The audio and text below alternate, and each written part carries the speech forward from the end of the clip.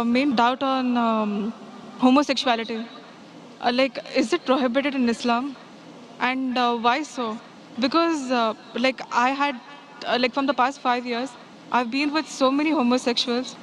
It's like, their feelings that they have for the same sex or whatever it is, it's so true. It's like the same kind of pain what we might feel for maybe our husbands or whoever it is. If it's wrong, why is it wrong? Sisters asked the question that what does Islam say about homosexuality, and if it's wrong, why it is wrong. Allah says in the Quran in Surah Isra chapter number 17, verse number 32, that come not close to adultery, for adultery is an evil opening other routes to evil. Besides that, Allah says in Surah Araf chapter number 7, that telling to men that do you practice your lust after men in preference to women. That means homosexuality is prohibited in Islam, in the Quran, because Almighty God made the human beings. Allah says in the Quran in Surah Rum chapter number 30 verse number 21 that He has put love between the hearts of husband and wife.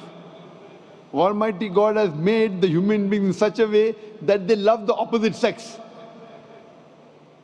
Generally, naturally, no human being loves the same sex. I'm talking about the love which is required in husband and wife, not the platonic love which you have between your brothers and between your sisters.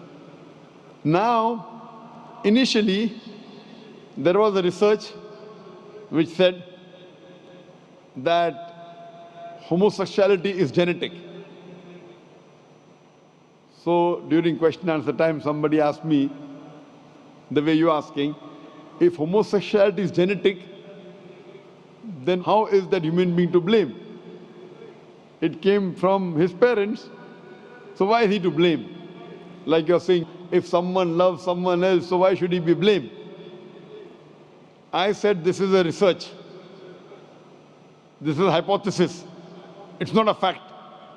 And later on we came to know that this hypothesis was wrong, and the person who propounded this hypothesis, he himself was a homosexual. So homosexuality is not genetic.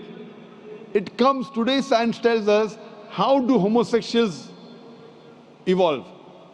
Because what Almighty God has given permission for a human being, what's permitted. You get married, do nikah, you can have sex with your wife. And Islam says that while having sex with your wife is also worshipping Allah. Because you're preventing the haram, you're not going outside the marital bond to satisfy your urges. That's Islam. Today science tells us, today research tells us that those people who have multiple life partners outside the marriage bond, as compared to those who only have with their spouses, they enjoy their sexual life much better than the others. And what happens today, when you get tired with it, you go to the Western countries, you have mistresses. 5, 10, 20, no problem. You start then doing unnatural things. When you start doing unnatural things, you don't follow the law of the Creator and you try and satisfy your urges in the wrong way. The moment you keep on doing the wrong way, then you keep on going beyond what is natural, and that's how the person becomes homosexual. It is not genetic.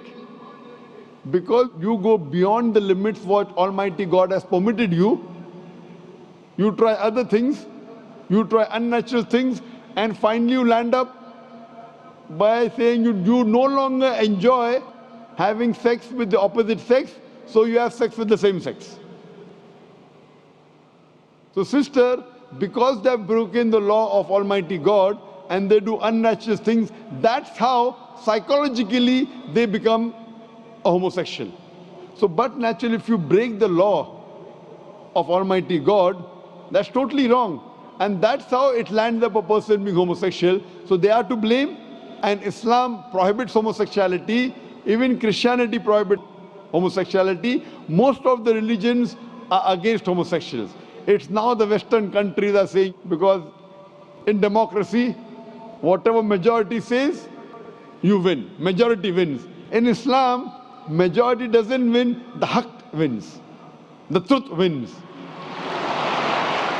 I remember when I'd gone to Canada in 1996, the first time I went to give a lecture, in the front page I saw a man kissing a man.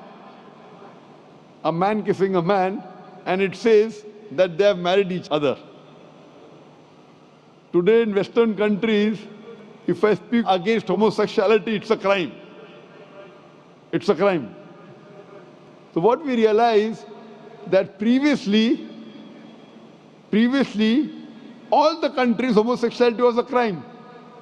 Then some Western countries like Canada gave legal sanction to it. Today, most of the Western countries, homosexuality is legal.